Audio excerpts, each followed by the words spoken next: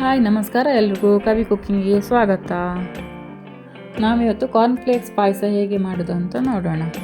ಮೊದಲಿಗೆ ಸ್ಟವ್ ಮೇಲೆ ಬಾಣಲೆ ಇಟ್ಟು ಅದು ಬಿಸಿಯಾದ ನಂತರ ಅದಕ್ಕೆ 4-5 ಚಮಚದಷ್ಟು ತುಪ್ಪ ಹಾಕಿ 1 ಗ್ಲಾಸಿನಷ್ಟು ಕಾರ್ನ್ಫ್ಲೇಕ್ಸ್ ಹಾಕಿ ಚೆನ್ನಾಗಿ ಲೋ ಫ್ಲೇಮಲ್ಲಿ ಫ್ರೈ ಮಾಡಿಕೊಳ್ಬೇಕು.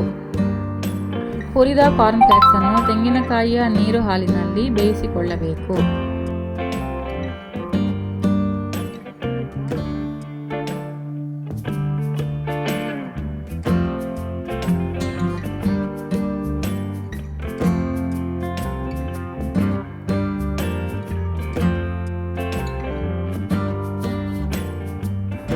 ಕಾರ್ನ್ಫ್ಲೇಕ್ಸ್ ಬೆಂದ ನಂತರ ಅದಕ್ಕೆ ಸಿಹಿಗೆ ಅನುಗುಣವಾಗಿ ಬೆಲ್ಲವನ್ನು ಕರಗಿಸಿಕೊಂಡು ಹಾಕಿಕೊಳ್ಳುವುದು.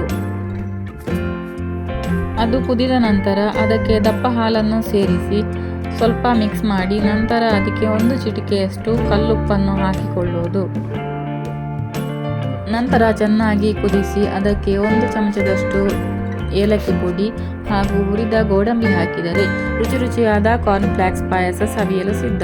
ಈ ವಿಡಿಯೋ ನಿಮಗೆ ಇಷ್ಟ ಆದಲ್ಲಿ ಪ್ಲೀಸ್ ಲೈಕ್ ಮಾಡಿ, ಶೇರ್ ಮಾಡಿ, ಕಮೆಂಟ್ ಮಾಡಿ ಮತ್ತು ನನ್ನ ಚಾನಲ್ನ ಸಬ್ಸ್ಕ್ರೈಬ್ ಮಾಡಲಿಕ್ಕೆ ಮರಿಬೇಡಿ. Thank you.